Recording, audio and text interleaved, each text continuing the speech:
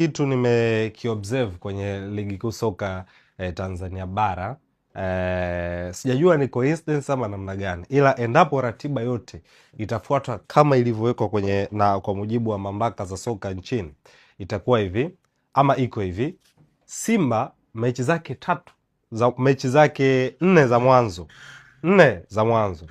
3 ameanza ugenini.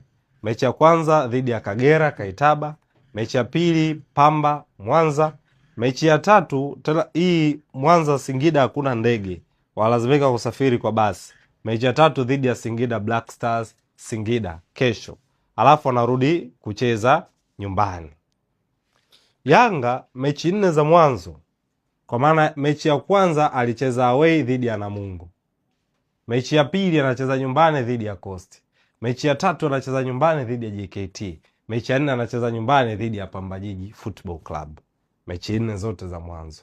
Kwa Yanga katika mechi 4 za mwanzo 3 anacheza nyumbani Dar es Salaam. Simba katika mechi 4 za mwanzo 3 anacheza away. Angalia tena kitu kingine hapa. Hapo kutakuwa na kalenda ya kimataifa ya CAF kupisha michuano ya kimataifa ngazi ya klabu. Simba ataenda Malawi, ataenda kupiga mechi. Atakaporudi katikati ya hizi mechi za CAF, katikati hapa, Simba atakiwa acheze dhidi ya Azam FC kwenye Mzizima Dabi. Yaani anaenda kucheza mkondo wa kwanza Champions League Malawi, akirudi ana mechi dhidi ya Azam Mzizima Dabi. Yanga akienda kucheza, akirudi ana mechi dhidi ya Geita Gold akiwa nyumbani home. Mechi ya 5 Yanga, katika mechi 5 za mwanzo Yanga 4 anacheza nyumbani. Simba akirudi anacheza dhidi ya Azam away. Kwa katika mechi 5 za kwanza Simba anacheza mechi 4 ugenini. Anatakiwa aje acheze na Azam alafu ndo aje amalize mkondo wa pili wa CAF Champions League. Yanga atacheza dhidi ya Geita afu amalize mkondo wa pili wa CAF Champions League. Simba akiwa away nyumbani kwa Azam atakapopachagua, kama pale Chamazi, it's okay. Itakuja pia kalenda kimataifa. Alafu baada ya kalenda kimataifa ya FIFA itakuja dabi ya Kariakoo. Sijajua kama ni coincidence ama namna gani. Lakini angalia kitu kingine tena. Tuje kwenye mechi 5 za mwisho. 1 2 3 4 5 6 7.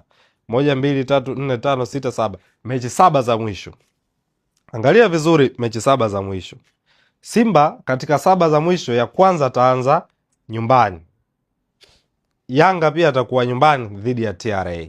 Yanga atakuwa nyumbani dhidi ya Mbeya City. Simba atazima na TRA. Umeelewa vizuri? Alafu atatakiwa kusafiri kwenda kumfata Mbeya City. Anaenda away Sokoine kucheza na Mbeya City.